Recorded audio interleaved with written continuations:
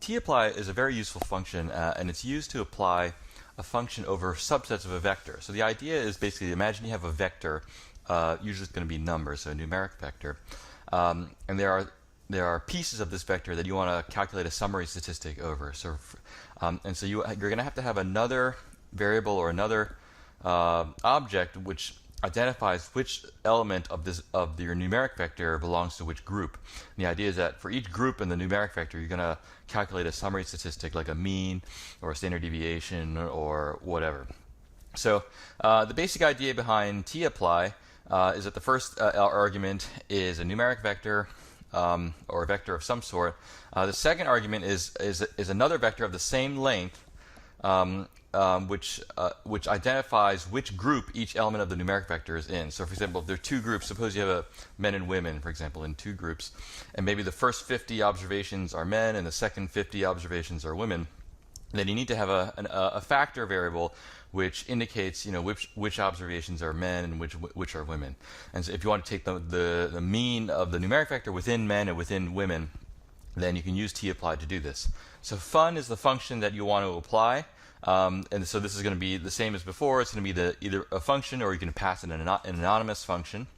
And then the ... contains the other arguments that may go to this function.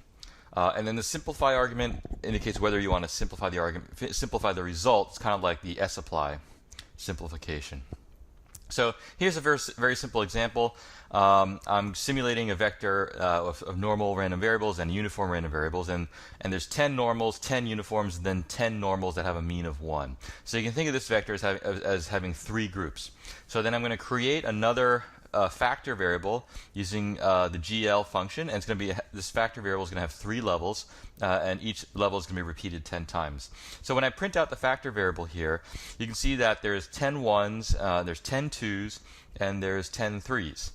So that the factor variable indicates kind of which group the observation is in. So now I can tapply on x, pass it the factor variable f and the mean function, and that allows me to take the mean of each group of numbers in x. If you don't simplify the result, then what you get back is going to be a list. So tapply applied to the same numeric vector and factor as on the previous slide.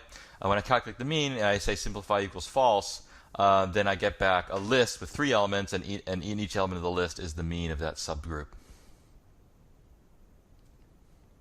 I can pass it a slightly more complicated summary statistic. So here, instead of calculating the mean, which returns one number, I'm going to calculate the range of observations. So this gives me the min and the max of the observations within that subset of the vector x. And so here I'm getting a list where each element is a vector of length 2.